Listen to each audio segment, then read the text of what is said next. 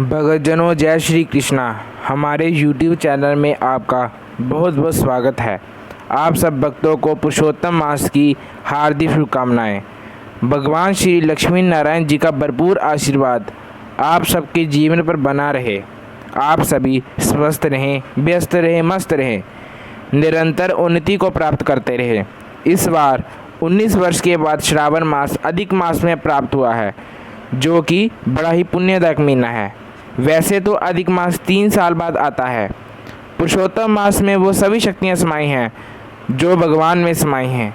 इसलिए पुरुषोत्तम मास में स्नान करने का, दान करने का बहुत अधिक पुण्य प्राप्त होता है। पुरुषोत्तम मास की कथा श्रवण करनी चाहिए।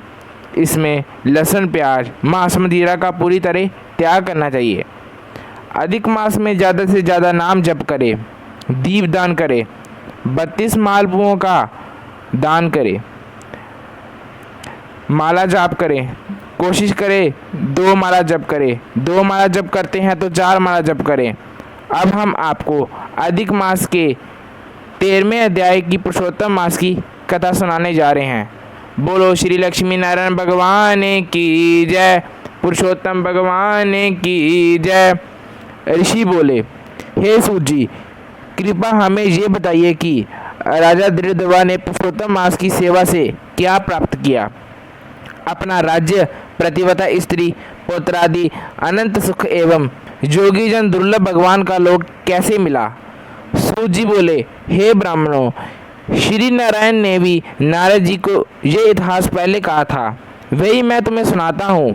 हे मुने, ये पापनाशक चरित्र तथा गुरुमुख से जैसे मैंने सुनी है, वही दृढ़ राजा की कथा तुमको सुनाता हूँ।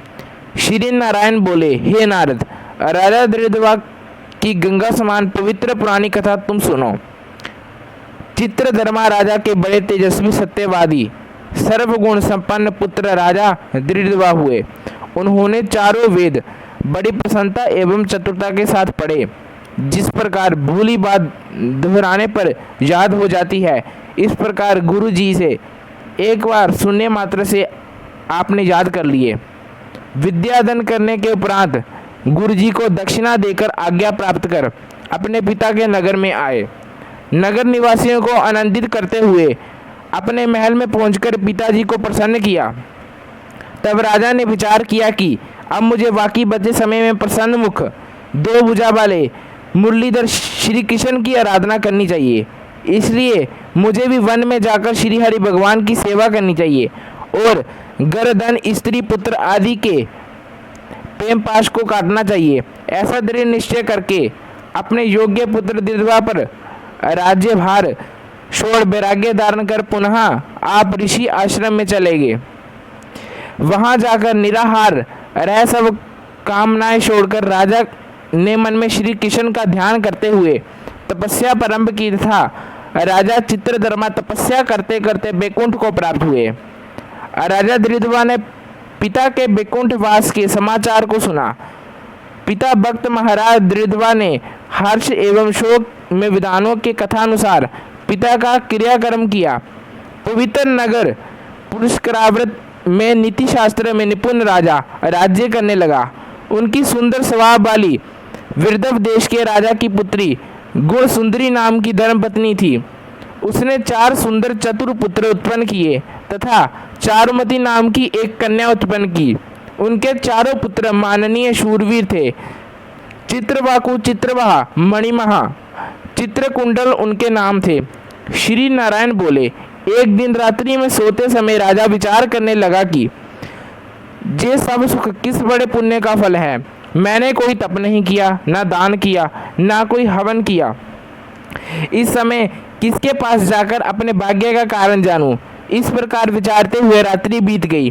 प्रातः काल ब्रह्म मुहूर्त में उठकर स्नान आदि नित्य कर्म किया। प्रातः संध्या कराते हुए सूर्योदय होने पर अर्घ देकर भगवत कृपा से ब्राह्मण आदि को स्वागत सत्कार, नमस्कार, दान आदि देकर घोड़े पर सवार हुए। राजा घोड़े पर सवार हो शिकार खेलने वन में जा पहुंचे। वहां मृग, बारहसिंगा एवं अनेकों भयानक पशुओं का वध किया। एक मृग राजा दृढ़ के बाण द्वारा विदा हुआ उस वन में दूसरे वन में भागने लगा। राजा ने भागते हिरण के खून की गिरी बूंदों को देखते हुए पीछा किया, किंतु मृग कहीं जाकर छिप गया। राजा वन में भटकते रहे। राजा को प्यास लगने लगी और वे व्याकुल हो गए। जल की खोज करने पर उन्हें एक बड़ा सा सरोवर दिखाई दिया। वहां जाकर जल पिया और फिर किनारे पर जा बैठे। राजा ने वहां एक बड़का पेड़ देखा। उस पेड़ से गड़ों को बांधकर राजा बैठ गए। उसी पेड़ पर एक तोता आकर बैठ गया। वे तोता मनुष्यों की बोली में बोलने लगा। राजा उसे सुनकर बड़े आश्चर्य में पड़ा। वे तोता बोलने लगा कि इस संसार में अनेकों सुख हैं, उन्हें देखकर तू परम तत्व का विचार नहीं करता है, तब भला इस संसार को कैसे पार करोगे। राजा के सामने वे कई बार इसी प्रकार कहने लगा, जिसे सुन राजा प्रसन्न एवं मोहित हुए। राजा विचार करने लगा कि ये तोता नारियल के समान अज्ञ सारपूर्ण श्लोक को बार बार बोलकर क्या कह रहा है। ये श्री वेदव्यास जी के पुत्र श्री सुखदेव जी ने जो संसार में डूबे मुझे जैसे मूर्ख को चेतावनी दे रहे हैं। इस प्रकार राजा विचारने लगा। इतने में वहां शिकार में बिछुड़ी सोना भी आ गई। तोता राजा को ज्ञान देकर उड़ गया। राजा भी तोते के वचन को याद करते हुए अपने नगर में आ गए। चिंता में डूबे राजा ने खाना पीना बोलना सोना सब छोड़ दिया। तब राजा के पास एकांत में आकर रानी ने पूछा। गुण सुंदरी बोली, हे राजन, आप इस प्रकार की उदासी कहाँ से ले आए हैं? उठिए, बातचीत करिए, सुख भोगिए। रानी के बार बार अनूने करने पर भी राजा ने कोई जवाब नहीं दिया, क्योंकि राजा तो बार बार तोते के देवताओं के भी समझ में न आने वाले सारगर्भित वचन याद करते थे। रानी ने राजा की ये दशा देख लंबी श्वास छोड़ी और बड़ी दुख हुई, किंतु सोचने पर भी पति की चिंता का कारण न समझ सकी।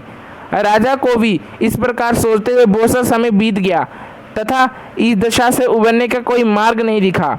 नारद जी बोले, हे मुने, चिंता में ग्रस्त राजा दरिद्रवा की कथा सुनाइए।